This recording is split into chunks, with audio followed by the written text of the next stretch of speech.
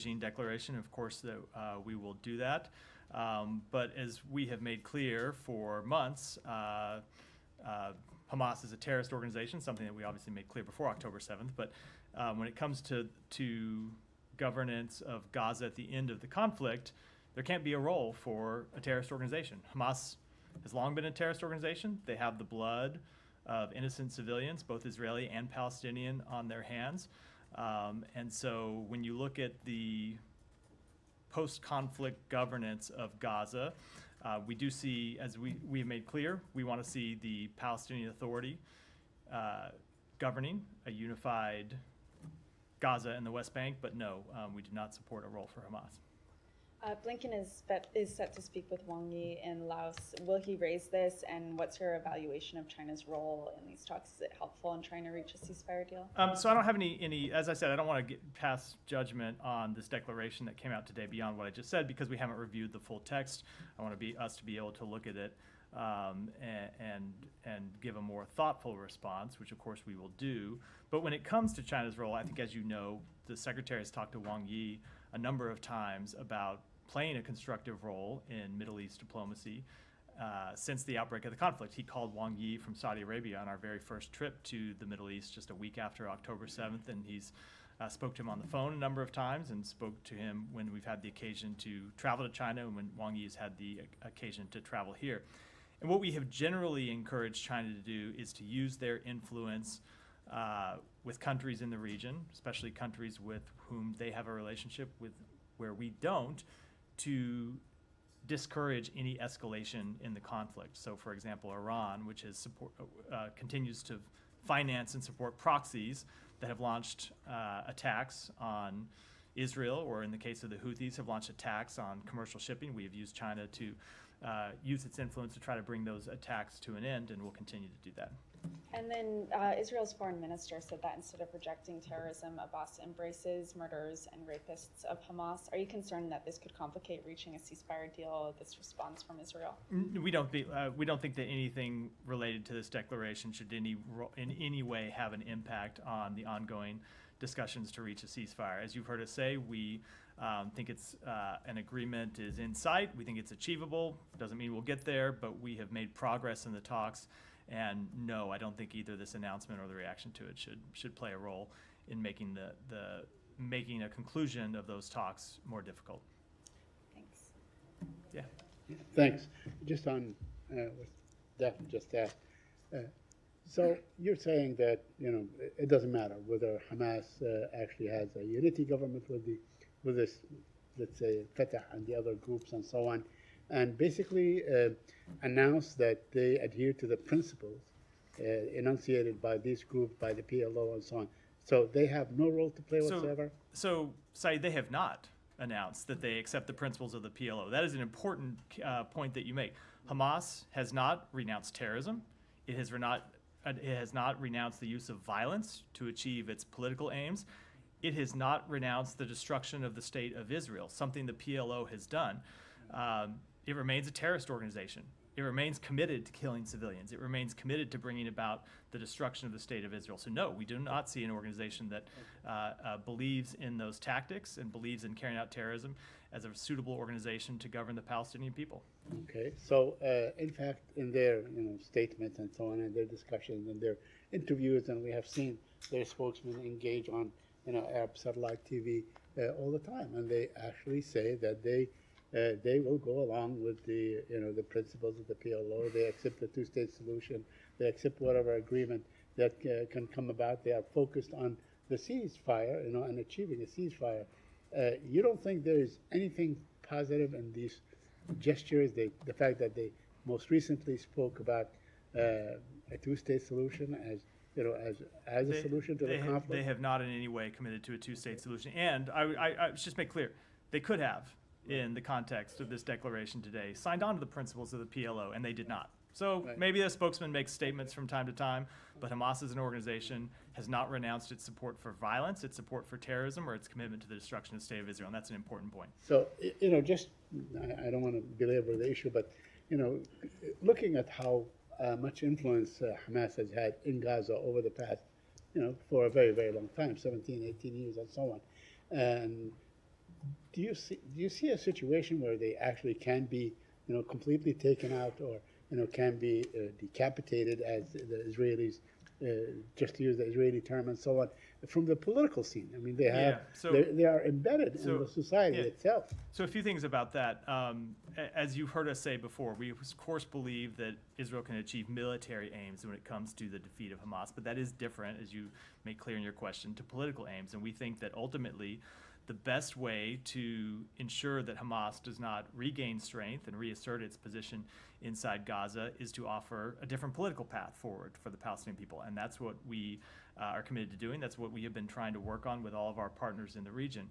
But I do think that there's another point that deserves to be made here, Saeed, which is the Palestinian people in Gaza ought to have a say in this as well. They ought to have the foremost say in choosing who their leaders are. And I obviously can't speak for the Palestinian people, but if you look at the death and destruction that Hamas's decision to launch the attacks of October 7th has brought on Gaza, there's no one that has brought more pain and suffering to the people in Gaza than Hamas, through their decisions first to launch the attacks of October 7th, and then their ongoing decision, which continues today, to hide among civilian communities and use civilians as human shields. So that's ultimately something that the Palestinian people have to speak to through their representatives. But I will say on behalf of the United States, we do not see it in any way as acceptable for a terrorist organization to play a role in governance, because you would see what you have always seen from Hamas, which is attacks on civilians, terrorism, and a further continuation of the conflict that has plagued the people of Israel and Palestinians for decades. Well, I agree 100% with you that, the final say ought to be for the Palestinian people and nobody else. I agree with you with that. Let me ask you about, prospects for the ceasefire. Are you inclined to believe that the Israeli Prime Minister may surprise everybody and announce that he agrees to the terms of the ceasefire? What is your reading of what's going on? Because, we are probably at the point where every little detail has been discussed, every iota or every I has been dotted and every T is crossed and so on. So I don't know what the Prime Minister will say either in his speech to Congress or in any of his other public remarks. I'll leave that to him. But the discussions continue, and there are a number of issues at play that we're still working to reach conclusion on that we have not yet reached conclusion. My final question is on, there was a report that Israel bombed attentive journalists. I wonder if you know about this report. And of course, there's been something like 160 Palestinian journalists that have been killed thus far. Why is there no outrage on the fate of journalists in Gaza? So I think there's a great deal of outrage about the deaths of journalists. You have heard us speak to this, not just me, but the Secretary has spoken to this a number of times and made clear the importance we place on the work that journalists do in conflict zones around the world, and of course especially in Gaza, where we, in many cases, the world only knows about what's happening inside Gaza because journalists who risk their lives, put their lives on the line to bring us the news, are there every day reporting it. And so we mourn the death of any journalist just as we mourn the death of any civilian. And it is why, again, we are working so hard to try to reach a ceasefire. It's why the president has put his own political muscle behind this. It's why the secretary has worked on it. It's why others in the administration have worked on it, because we believe ultimately the only way to stop the suffering of civilians, all civilians in Gaza, journalists, others who, other aid workers, others who do important work, as well as just people trying to go about their lives. The only way to alleviate that suffering in the daily death toll is to reach a ceasefire. Thank you. Yeah. Thank you.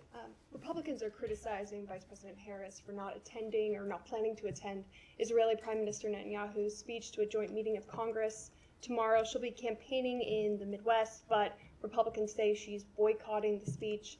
Of course, there's also no public meeting right now between Secretary Blinken and Netanyahu. Can you say if this is a boycott or if there are any concerns on behalf of the administration about the optics of meeting with Netanyahu publicly? So Republicans are going to say what Republicans are going to say. I don't spend much time worrying about that, nor do I spend much time worried about optics. I worry about substance and reality. And the reality is the vice president's office has made clear that she had a pre-scheduled trip before the prime minister announced this date, which is a date he decided in consultation with Congress, not with the administration. So she had pre-announced travel. And I would just ask, what is more important, being there for a speech or meeting with the prime minister and talking about how we can work together to address our concerns? I would posit that a meeting is more important. Have Israeli officials reached out with any concerns? This is the first time this has happened, the vice president not attending a speech before a joint meeting of Congress in over 3 decades, I believe. Not that I'm aware of. Would there be any meetings with other members of the delegation that will come with Netanyahu? I don't know who's accompanying him, but let's say at the State Department. I don't have anything to announce, but typically when you have a head of state or head of government meeting to the United States, there are always meetings that happen on the sidelines of that visit, and I would expect that to be the case here. Yeah. Thank you, Matt. Switching the topic, can you give us a sense of where things stand in terms of implementation of the REPO Act after yesterday's presidential memorandum, which passes some of the authorities to the Secretary of State and yeah, we are working hard on it here at the State Department. There are other agencies, the Treasury Department, who have pieces that they have to implement as well. I don't have details to announce today, but we're working very hard to execute the details and execute the responsibilities delegated to us by the President. Do you have a timetable? No. Election, all no. this, No, as quickly as possible. There's important work we have to do, and we want to get that work done as quickly as possible. We want to get it right and be thorough. Japan decided to pass $3 billion from proceeds from frozen Russian assets. Do you support that decision? Of course we do. Moving to Ukraine, Ukrainian foreign minister is in Beijing today. Do you hold any hope in terms of any behavior change when it comes to China's supporting Russia in Ukraine? So I'm not going to make any assessments about what might happen or try to gauge expectations of what might happen, but I do think it's important that China hear directly from Ukraine about the toll that Ukraine has suffered through Russia's war of aggression, which we know China is doing a great deal to fuel through their support for reconstituting Russia's defense industrial base. We have always made clear that it is important that every country in the world recognize that in this conflict, there's an aggressor and there's a victim.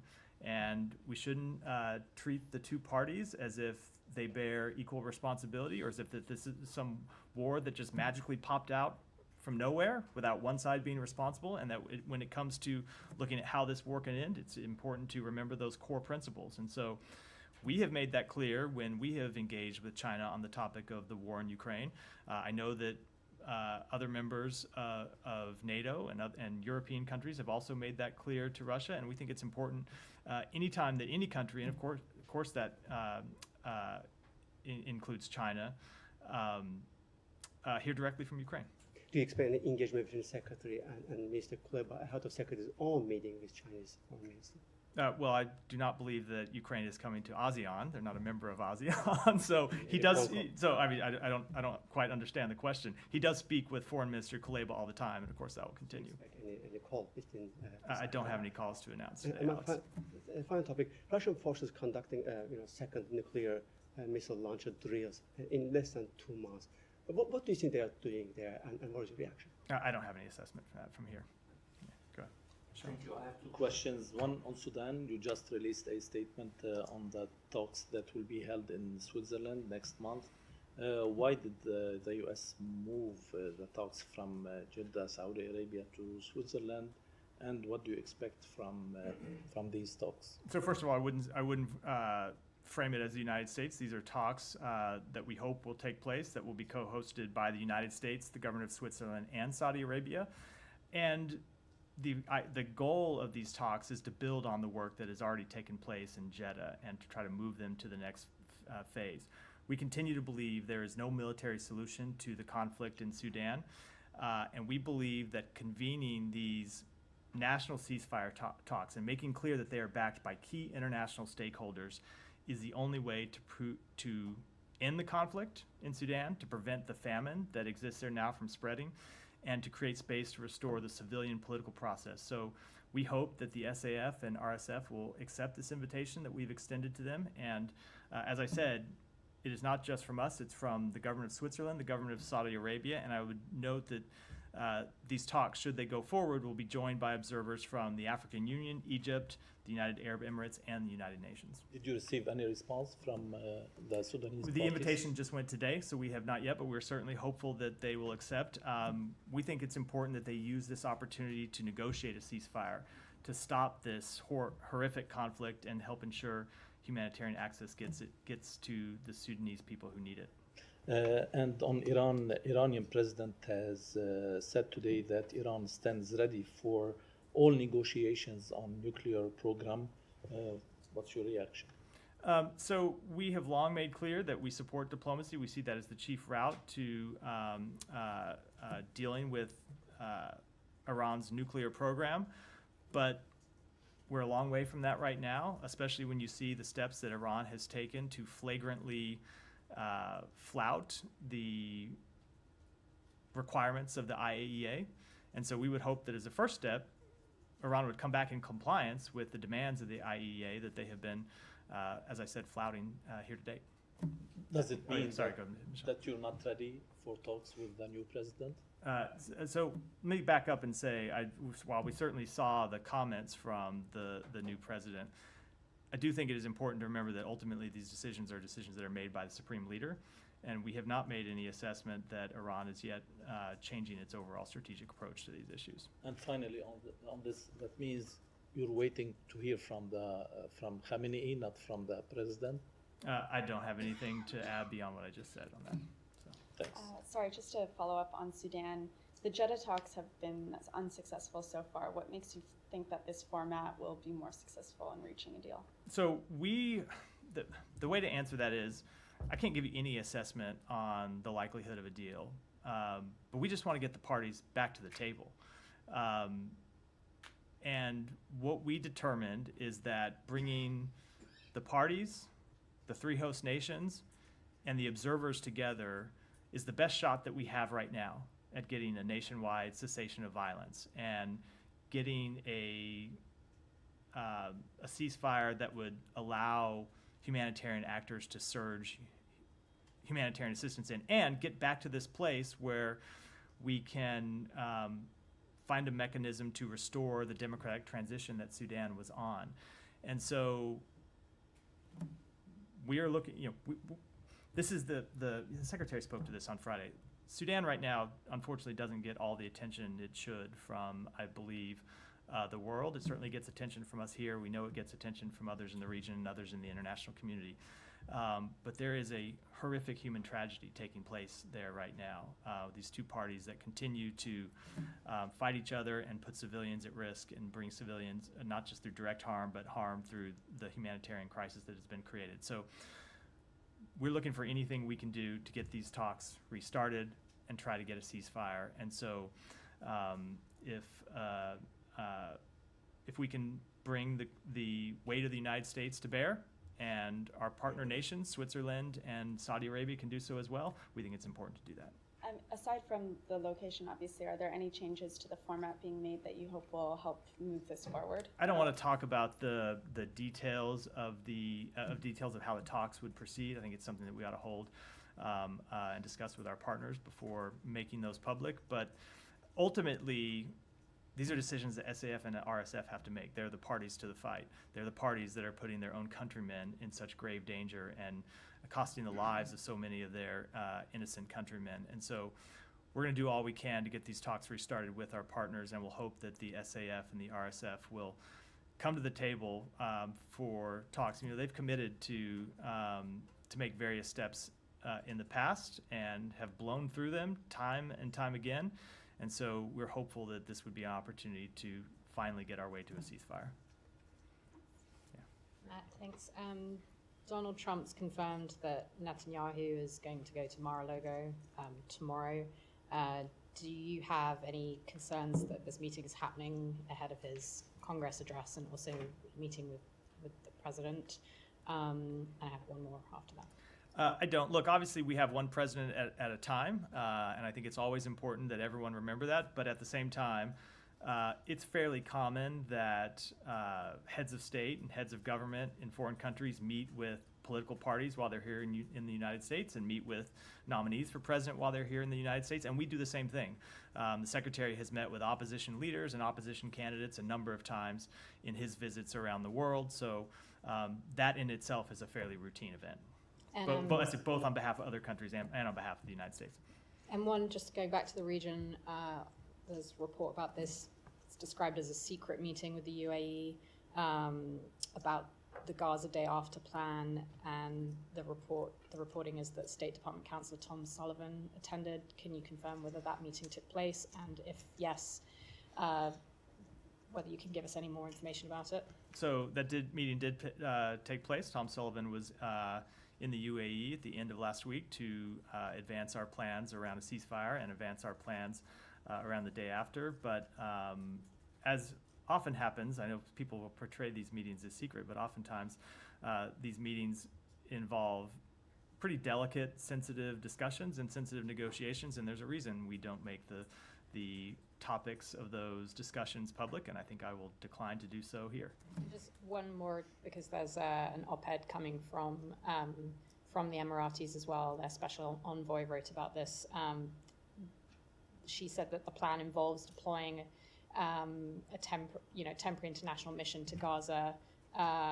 Can you comment at all on whether that's accurate? Or no, I have not read the op-ed that you're referring to. Obviously, we have been in discussions with our partners about what security inside Gaza would look like, both during a ceasefire and at the end of the conflict, but I don't want to comment on the particulars of those discussions from here. Just to follow up on that. Yeah, go ahead. On the day after plans, can you give us an understanding as to how far along those plans actually are? If you guys have agreements in terms of the countries that would partake in this international force to stabilize Gaza? You're stipulating something as fact that I have not said as fact from here, but go ahead. Okay, well, if you would like to, describe it in your own words, have at it. But just, are these agreements still in the works? Are they almost done? Are they ready to roll out, day 2 after a ceasefire? Just give us an understanding of where that stands. So it really does vary when you look at at different aspects of what's required for Gaza. We have had a number of discussions, including fairly advanced discussions with countries in the region about the security situation, how to address the security situation and ensure security in Gaza, and the same is true for governance. And there are proposals that we have put forward to our Arab partners. There are proposals that they have put forward to us, and we have been working through various differences. And and when I say it's not the case that every country in the region is signed up to the same plan either, right? People have different views about what the best way would be to accomplish this, and people have different political imperatives that they need to be responsive to. So we are working through that. It has been a high priority. Barbara Leaf was in the region last week, meeting with foreign ministers and other leaders. As I said, as I noted, Tom Sullivan was there on Friday. Secretary has had a number of phone calls over the past couple of weeks to talk about these plans.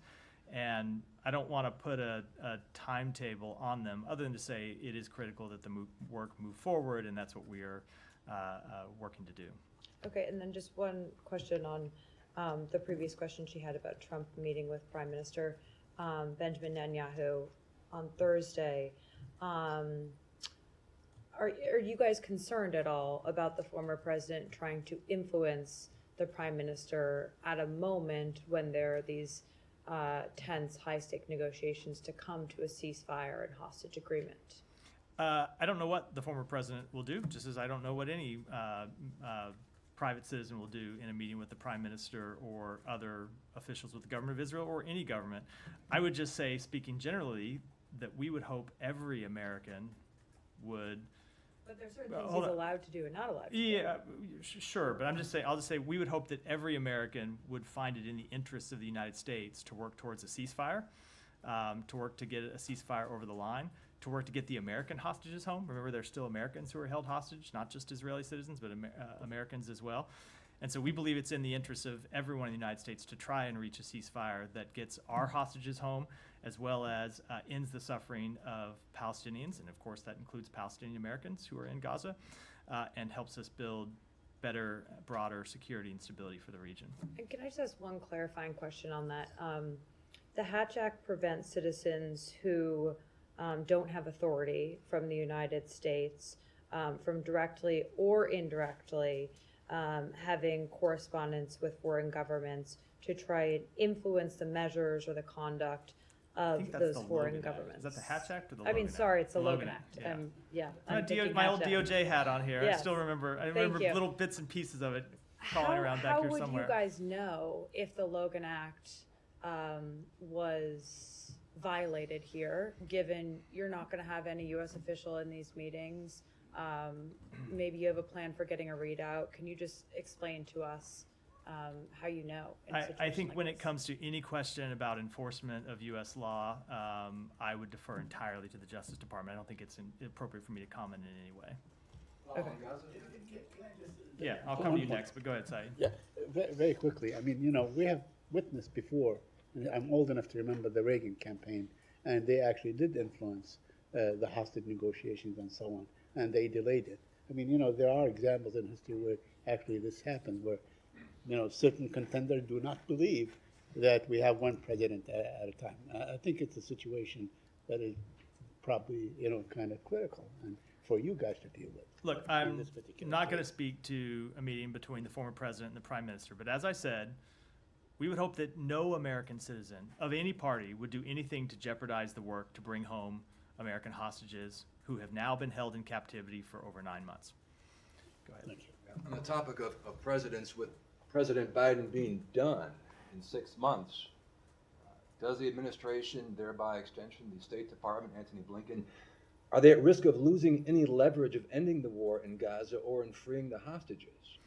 So the president is the president and brings in his conversations the full weight and authority and credibility and influence of the United States. And that has not changed, and that is not going to change as long as he's president, and the same goes for the Secretary of State. And so when we have conversations with foreign governments, we always make clear our position and the things that we are willing to do to stand by our position, and that will be the case. If I may, and this, if you'll indulge me, please, on Nicaragua, I know it's totally separate, but can I? Yeah. Okay, thank you. Religious freedom in Nicaragua, a couple questions. USCIRF, I'm sure you're familiar with it, the U.S. Commission on International Religious Freedom. They say religious freedom conditions in Nicaragua are getting worse, deteriorating. In fact, USCIRF is holding a virtual hearing tomorrow to discuss the situation in Nicaragua, religious freedom. First question, will the State Department be in attendance at that virtual meeting? I don't know the answer to that. I'm happy to check and get back to you. Two, USCIRF said recently, quote, Nicaragua's government continues to repress the Catholic Church for its human rights advocacy by arbitrarily arresting, imprisoning, and exiling clergy and lay people and shuttering and seizing the property of Catholic charitable and educational organizations. In fact, just recently Ortega shut down Radio Maria, Nicaragua. That all said, what more can the U.S. do right now, this moment, to help those in Nicaragua being persecuted for their faith? So you have seen us on a number of occasions speak out about the persecution of religious figures in Nicaragua and call for the release of religious figures, and we will continue to do that. Have you seen it? Is Ortega listening? I will say that it's not just something that we speak out on, but that we work with our partners in the region to accomplish. It is a high priority for us, the exercise of freedom of religion, both in Nicaragua and all around the world. Thank you. Thank you, Matt. Today, Secretary Blinken met with the Yazidi society leaders here at the State Department. And the Yazidi communities, since 10 years ago when they faced the genocide, they never been so vulnerable as they are now. Unable to go back to their homes, and also they are living in a dire situation in IDP camps in the Kurdistan region. The so-called Shingal Agreement has not and no longer been implemented. What's the U.S. firm position on the Yazidi situation in the region and also the Shingal agreement? Do you still have the faith in that agreement? So we do believe that the Sinjar agreement was an important start for supporting those targeted in the 2014 genocide committed by ISIS. But as you note, the agreement has not yet been fully implemented, which must be done in partnership with local communities, including the Yazidis. We continue to encourage the government of Iraq and the Kurdistan regional government to implement the tenets of the Sinjar agreement, including security, governance, and reconstruction in Sinjar. The upcoming 10th anniversary of the ISIS genocide represents an important moment to demonstrate meaningful progress, and that's what the Secretary discussed with those with whom he met today. And I think you know that the Shingal is a disputed area between two governments, Erbil and Baghdad, and there are several militia groups have control over the area. And this has political infighting has prevented the reconstruction of the city. So what roles the U.S. can play in bringing the situation to an end and also give a relief to the Yazidi communities? So for protection for vulnerable ethnic and religious communities in Iraq has always been a priority for the State Department. Since 2018, the United States has provided over $500 million in assistance to religious and ethnic minority communities that were targeted for genocide. We provide a significant amount of U.S. humanitarian assistance on the basis of need, regardless of ethnic or religious affiliation, in addition. And we continue to advocate for the security of Sinjar to be in the hands of federal police and Iraqi security forces, including the local police force established under the Sinjar agreement. Thank you, sir. Israeli Prime Minister Netanyahu is here, and there's a big protest planned for tomorrow outside the Capitol Hill. At the same time, Outside which building? Hill. The State Department? Yeah, Hill, not the State Oh, Department. the Hill. Yeah, Oh, yeah, it's yeah. the Hill, yeah. At the same time, there are large groups expected in favor of Netanyahu also. The local media reports that there is a possibility of clash and disturbance on the streets of DC tomorrow.